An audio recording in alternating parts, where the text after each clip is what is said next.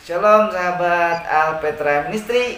Ketemu lagi bersama kami tentunya di channel Rohani Kristen yang membangun dan juga menguatkan iman kita semua, iman percaya kita kepada Tuhan Yesus Kristus.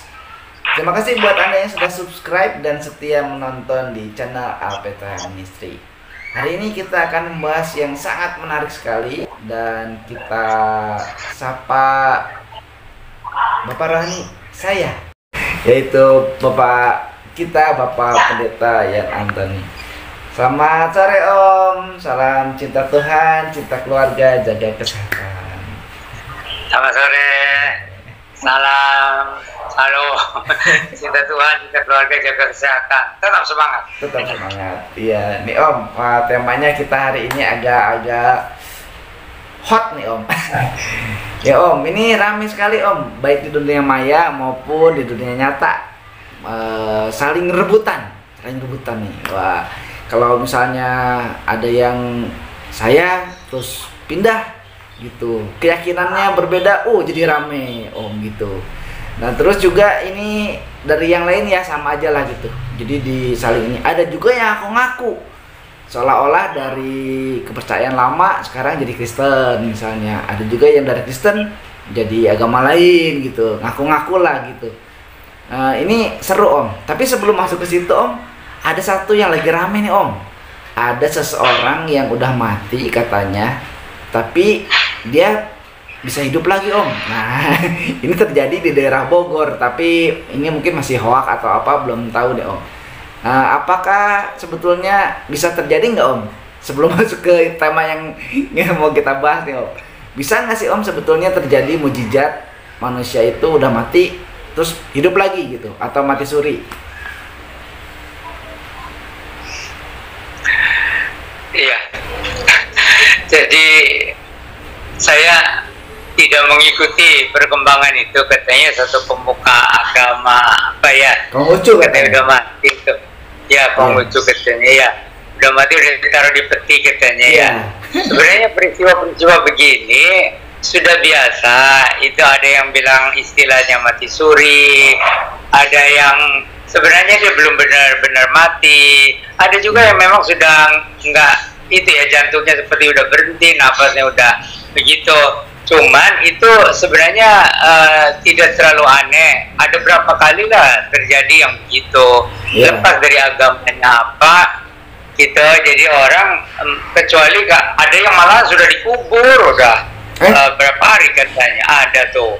Ya jadi ini tidak terlalu. Kalau yang namanya mujizat itu jadi biasa yang dalam nama Tuhan Yesus ya.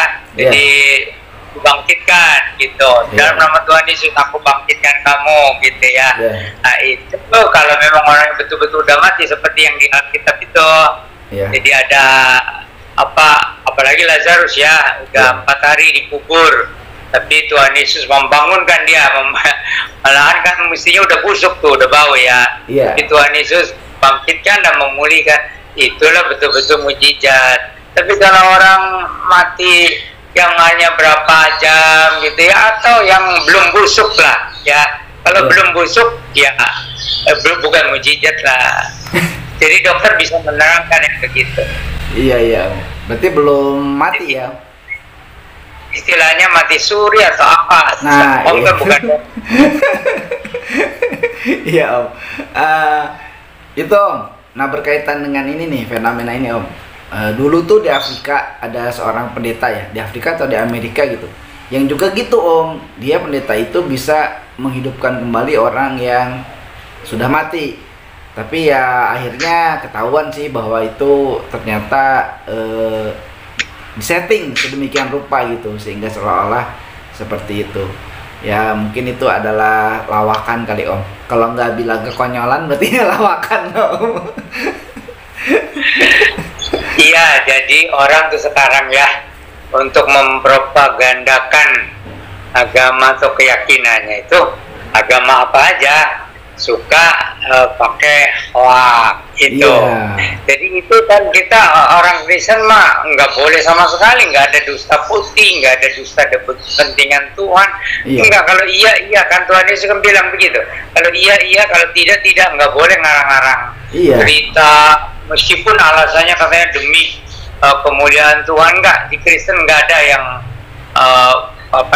membolehkan settingan dusta gitu ya. Itu nggak boleh. Iya. Tapi itu terjadi, itu yang kadang-kadang KKR ya, KKR itu. Tapi itu bukan untuk memuliakan, memasyurkan Injil, bukan. Itu untuk memuliakan si pendetanya itu. Oh, Yudas lagi. Itu orang di kursi roda. Iya. Di bawah. Itu didoakan dalam nama Tuhan Yesus, katanya bangun, gitu ya. Sembuh dari kursi roda terus lari-lari gitu. Iya. Itu betul-betul kalau hoax, yang namanya hoax itu Tuhan Yesus tidak setuju sama sekali. Iya. Itu agama Kristen tidak membenarkan hoax apapun demi kepentingan katanya agama atau kepentingan Tuhan, enggak gitu. Tetapi di Afrika yang berapa puluh tahun yang lalu itu, yang tadinya orang Afrika itu hanya jutaan yang percaya Tuhan Yesus ya, tapi berapa puluh tahun yang lalu itu terjadi kebangunan rohani besar-besaran, dan KKR di mana-mana, itu mujizatnya benar. Jadi orang lumpuh berjalan, orang buta disembuhkan, orang kalau yang tuli mendengar mah itu lebih mudah itu ceritanya. Karena ada yang tulinya tuli karena roh jahat. Kalau memang tulinya itu karena rusak telinganya, itu betul mujizat gitu. Kalau yang itu juga mujizat, cuman artinya itu baru nyanyi dalam nama Tuhan Yesus, ya, baru nyanyi itu aja itu bisa keluar, lari ketakutan itu. Roh jahat itu. Nah, kalau di Afrika itu jadi dari jutaan orang Kristen ditambah sampai bukan hanya puluhan juta, jumlahnya sekarang ini 300 juta kira-kira orang Afrika yang terima Tuhan Yesus, yang mengalami lahir baru. Saya nggak tahu ya apakah separohnya gitu ya. Tetapi itu betul-betul terjadi. Jadi mujizat luar biasa itu dalam nama Tuhan Yesus Kristus. Jadi termasuk ada orang mati yang disembuhkan. Ada beberapa lah. So, itu masalahnya di sana itu melawan kuasa-kuasa kegelapan. Perdukunannya hebat di Afrika itu. Jadi maka di sana kuasa nama Tuhan Yesus seperti ditunjukkan bahwa nama Tuhan Yesus Kristus itu nama di atas segala nama. Gitu. Itu di Afrika berapa puluh tahun yang lalu, betul-betul itu. Sampai banyak juga ada beberapa presiden bersaksi, saya sekarang bertobat terima Tuhan Yesus. Itu di Afrika, luar biasa itu. Wah, ya fenomena itu ya berarti ada yang benar, ya berarti ada yang nggak benar juga ya Om ya. Nah ini Om nih, termasuk ini yang menarik Om, kan banyak orang untuk saling meyakinkan ya Om, sehingga terjadi tadi kan kebangunan rohani atau orang jadi percaya gitu. Belakangan ini kan makin sering nih, makin banyak Om orang yang menunjukkan kelebihan apa yang percayanya gitu, agamanya misalnya. Oh ini ternyata orang Kristen pendetanya sakti-sakti gitu. Mungkin yang lain tokoh agamanya sakti gitu kan, dalam tanda kutip saktinya gitu. Nah ini nggak menyebabkan orang ada yang ngaku-ngaku juga sebagai nabi nih Om. Nah ada pendeta yang bilang itu di dalam Kisah Para Rasul 11 ayat 27, waktu masih zaman itu ada nabi-nabi kan Om, mungkin Agabus itu ya maksudnya ya Om. Nah, apakah sampai sekarang itu masih ada Om nabi itu atau rasul gitu, masih ada tuh? Kalau rasul, jadi itu ada kuasa Roh Kudus dalam pemberitaan Injil itu di daerah baru biasanya. Jadi misalnya ada rasul orang Maluku katanya itu namanya KAM itu ya, misionaris Belanda itu ya. Itu jadi betul-betul itu banyak mujizat dan banyak orang yang bertobat terima Tuhan Yesus gitu ya.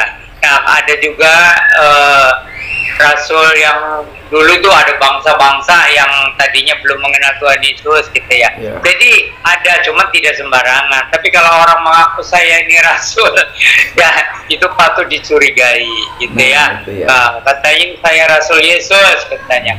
Atau nabi, kalau nabi sebenarnya itu karunia nubuat dan karunia berkhotbah gitu.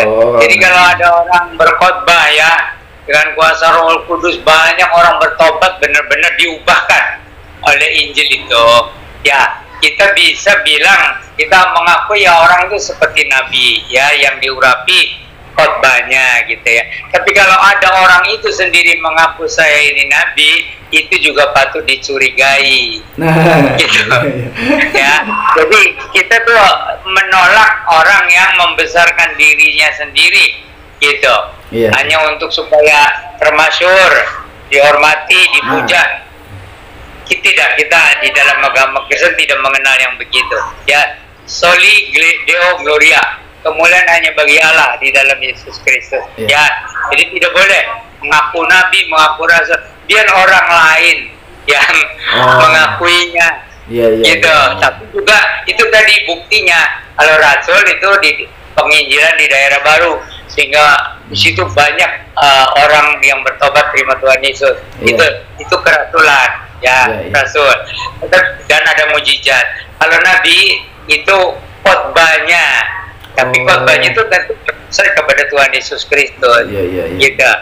Nah, jadi banyak orang bertobat diselamatkan. Ya, dulu itu ada di Amerika namanya Jonathan Edwards ya. Itu sebenarnya layak dia disebut sebagai nabi juga. Khotbah-khotbahnya itu membangunkan kerohanian orang Amerika yang sudah tidur rohaninya ya. Nah, tapi ada lagi itu yang pengkhotbah-pengkhotbah yang sampai menyebabkan banyak orang bertobat juga ya. Itu Billy Graham, kita bisa katakan dia seorang nabi, tapi dia nggak ngaku nabi. Gitu. Gitu ya, seperti Billy Graham. Nah, itu jadi itu begitu ya ceritanya. Jadi kalau nabi itu soal khotbahnya yang bisa membangunkan rohani dengan kuasa Roh Kudus. Kalau rasul itu penginjilan di daerah baru, sehingga berdirilah gereja-gereja baru, orang-orang yang bertobat diselamatkan. Itu intisarinya. Tapi orang lain yang mengakui. Nah, kalau Rasul Paulus dia mengaku rasul itu karena dia ditunjuk. Kan waktu Tuhan Yesus ketemu sama dia itu, ya di Kisah Para Rasul pasal 9 itu kan. Jadi dia diangkat sebagai utusan Tuhan Yesus langsung, itu betul-betul rasul. Maka dia bilang mengaku dirinya tuh rasul yang langsung ditunjuk oleh Tuhan. Tapi kan ada buktinya. Gitu. Ada buktinya. Itu dari surat-surat Rasul Paulus saja ya. Roma sih bukan dia yang buka. Itu tapi Korintus lah itu jadi gereja besar ya. Efesus lah, Tesalonika, banyak lah gitu. Iya, tadi Om bilang nabi itu berarti karena orang lain ya Om yang menyebutnya atau mengangkatnya gitu. Atau gimana sih Om? Jadi kan waktu zaman perjanjian lama kan nabi Musa misalnya itu kan sama Allah kan Om jadi nabi gitu. Atau karena memang jemaatnya menyebut dia nabi. Jadi itu di perjanjian lama itu memang ada nabi-nabi yang dipakai oleh Tuhan dengan kuasa Roh Kudus juga ya, untuk menyampaikan nubuat atau khotbah, untuk menyadarkan umatnya gitu ya. Di perjanjian lama ada nabi-nabi. Di perjanjian baru itu waktu zaman pekabaran Injil sampai perjanjian baru ditutup ya, itu menjelang akhir abad pertama, itu ya masih ada lah nabi-nabi begitu. Tapi sesudah itu kalau ada orang yang karunia berkhotbahnya luar biasa untuk membangunkan kerohanian gereja dan sebagainya, orang lain yang mengakui dia seperti nabi, tapi dia sendiri nggak ngaku sebagai nabi. Gitu. Ya, kirain saya tadi itu karena misalnya bisa aja kan jemaatnya seseorang gitu, terus nyebut wah dia ini nabi gitu. Kayak gitu Om, enggak juga ya Om. Ya, asal jangan pendetanya yang ngaku-ngaku saya diangkat jadi nabi. Nah Om, kalau gitu Om, apa sih maksudnya tanda-tanda kenabian itu tuh Om? Kayak tadi itu yang khotbahnya itu yang bagus ya. Jadi tanda-tanda kenabian itu, jadi pertama memang dia punya karunia berkhotbah, tetapi yang lebih penting itu khotbahnya diurapi sehingga kerohanian umat Kristen dibangunkan, gereja itu betul-betul dibangunkan rohaninya, gitu. Jadi betul-betul seperti Johnson ya, itu seperti Johnson itu waktu zaman Perang Dunia Kedua itu ya. Dia diundang kemana-mana itu banyak jiwa bertobat dan malahan dia boleh dikatakan dia seperti rasul, tapi dia mah nggak mengaku dirinya rasul. Iya. Dia nggak pernah ngaku jadi rasul sih kalau Johnson ya Om ya. Dia mah ini banget ya. Iya. Jadi, tapi yang sekarang ini ada pendeta-pendeta yang pengen disebut nabi atau disebut rasul. Nah itu membesarkan dirinya sendiri. Kita tidak bisa terima. Apalagi di luar negeri tuh banyak banget Om yang ngaku saya ini rasul, I'm apostle gitu kan. Mungkin di Indonesia nggak tahu deh, ada juga kayaknya sih kayak gitu.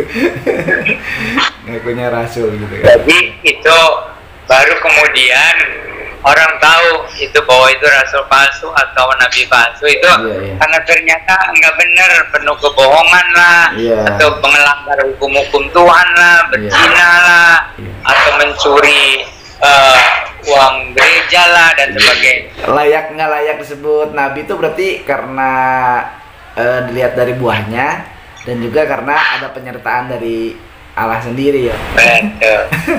Iya Om. Nah Om, ini mumpung ngomongin nabi nih Om, kan ada Elisa, Elia, terus ada Henokh juga nabi kan Om ya.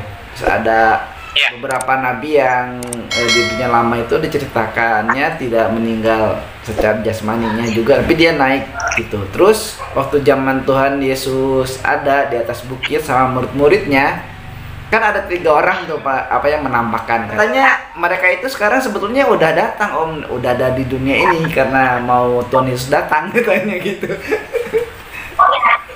Ya, jadi memang Yohanes Pembaptis itu khotbahnya, kehidupannya mirip dengan Nabi Elia yang di Perjanjian Lama. Nah, jadi nubuatan bahwa katanya Elia akan datang untuk semacam meramaikan atau menyertai pelayanan Mesias kalau datang ke dunia, gitu ya. Nah, itu atau mau nyiapkan jalan bagi Mesias itu Yohanes Pembaptis gitu ya. Nah itu Yohanes Pembaptis itu kan ada papa mamanya, bukan penjelmaan dari Nabi Elia. Tapi Tuhan Yesus sendiri yang bilang dia itulah katanya Elia yang dijanjikan, kata Tuhan Yesus gitu. Tapi bukan penjelmaan begitu. Jadi kalau Elia meninggal ya udah diangkat ke surga. Meskipun dulu diangkatnya hidup-hidup ya. Terus Henokh juga itu yang pertama diangkat hidup-hidup gitu. Ya sudah gitu. Jadi tidak harus dia menjelma menjadi manusia lagi. Terus Musa itu tidak mungkin lah. Tapi waktu Yesus dimuliakan di gunung ya, di bukit itu memang ada Elia sama ada Musa, ada Elia. Itu Musa itu mewakili ya kitab Taurat, dan Elia itu mewakili kitab nabi-nabi gitu. Oh gitu. Ada Musa, ada Elia. Nah kalau untuk zaman sekarang ya orang ngaku saya ini Nabi Elia, saya ini Nabi Elisa, ya itu sudah tidak sesuai dengan kebenaran Alkitab. Ya tidak sesuai lah gitu. Karena apa? Yang namanya penjelmaan itu hanya firman Allah menjelma menjadi manusia Yesus.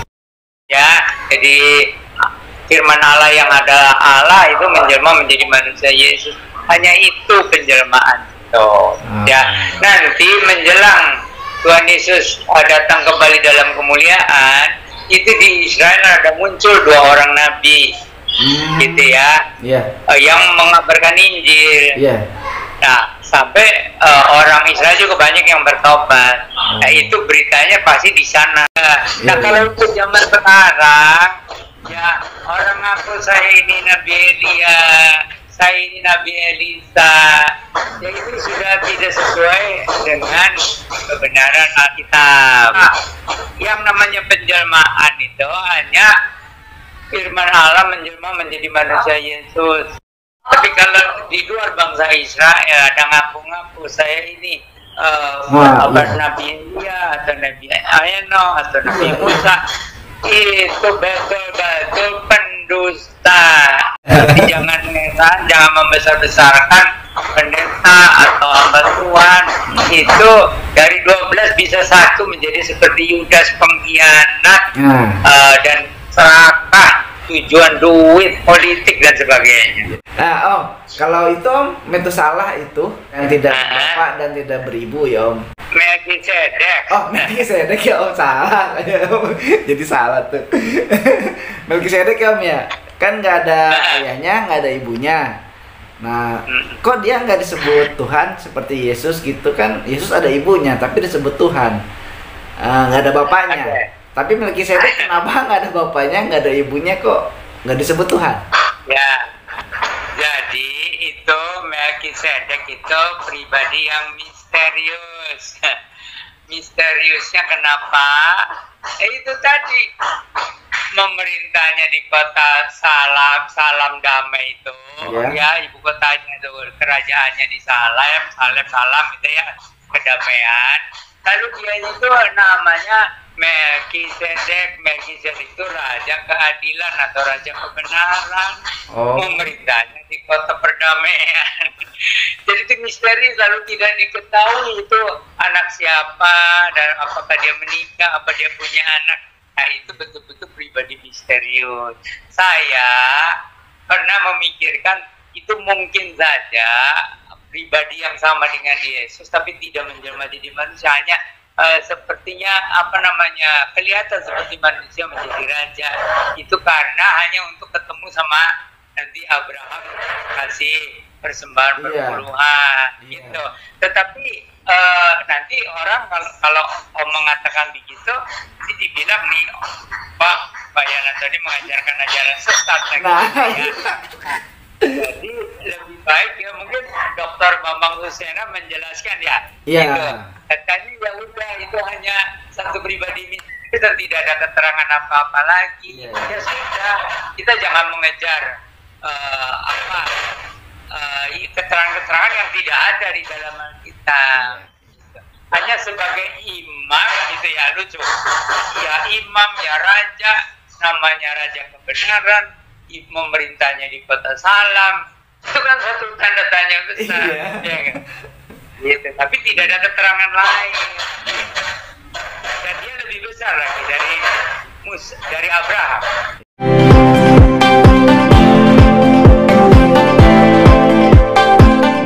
Ada isu nih yang mengatakan bahwa sebetulnya Tuhan Yesus itu menikah, tapi nggak ditulis di Alkitab, nggak diceritain gitu Om.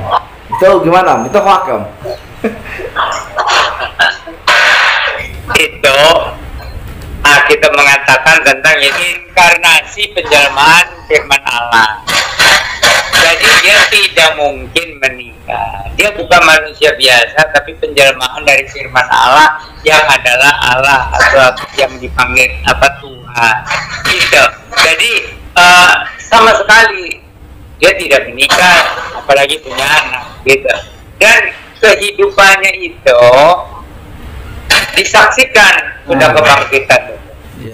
Bagaimana seorang ibu mau, seorang Yahudi loh ya, orang Yahudi Israel itu tidak mau menyembah manusia. Sama sekali tidak mau menyembah manusia. Tapi ini mereka menyembah Yesus, gitu, menyembah Yesus. Nah itu karena apa? Karena Maria sebagai ibu yang dipakai oleh Tuhan ya, melihat bahwa Yesus itu betul-betul murni, suci, tidak bercela. Nah kemudian anak-anaknya Maria dan Yusuf juga ya, kan sesudah Yesus bangkit kita ketemu sama mereka itu bertobat. Yakobus, wah pertobatannya luar biasa. Malahan Yakobus itu yang menulis surat Yakobus ya, itu dia malahan mau meniru Yesus yang kalau ngomong itu yang betul-betul yang bawa berkat aja. Kalau tidak nggak mau ngomong. Itu Yakobus. Dia pengen meniru seperti Yesus. Itu supaya ngomong pun jangan ada salahnya.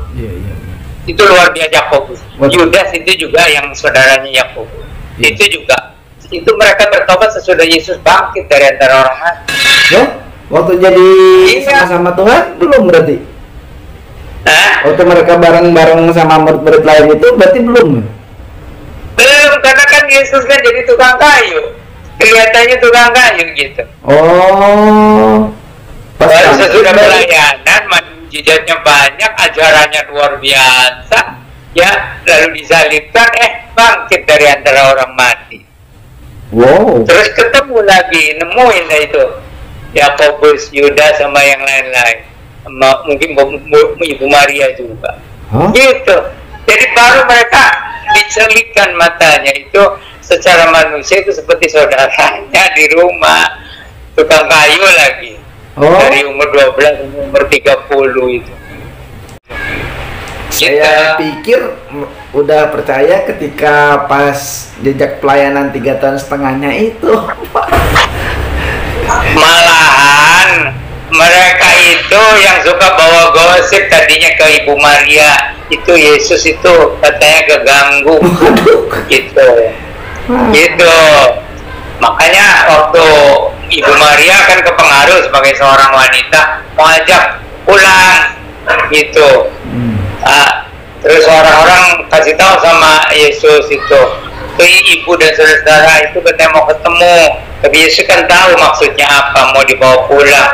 Maka Tuhan Yesus bilang, apa siapa ibuku, siapa saudaraku, katanya. Inilah orang-orang yang mendengarkan firman Allah dan mau mentaati firman Allah. Itulah saudara-saudaraku dan ibuku. Iya Om, baru di situ ya Om berarti ya. Wah, makanya betul juga ya, nggak ada kata terlambat ya Om untuk kita datang sama Tuhan Yesus, percaya Tuhan Yesus itu nggak ada kata terlambat ya.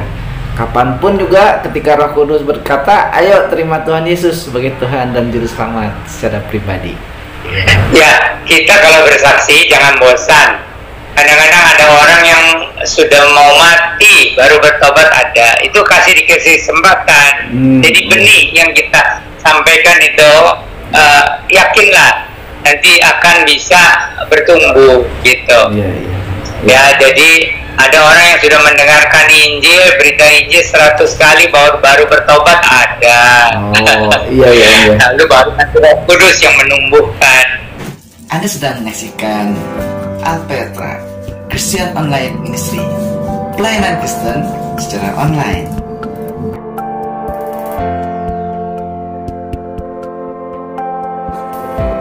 Halo sahabat Alpetra, terima kasih ya sudah like, subscribe, dan membagikan.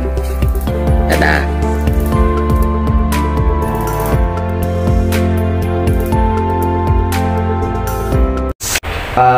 Sampai sini dulu. Salam cinta Tuhan, cinta keluarga, jaga kesehatan.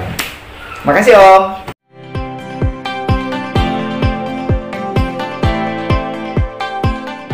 Nah, kalau belum lahir baru, jadinya nanti dia goyah imannya. Nah, semoga dengan adanya channel Alpetra Ministry bisa menguatkan gitu supaya nggak goyah ya. Karena sekarang ini lebih banyak orang yang cenderung jadi mualaf kan daripada dia kuat secara iman. Nah gitu Om. Ya, jadi begini,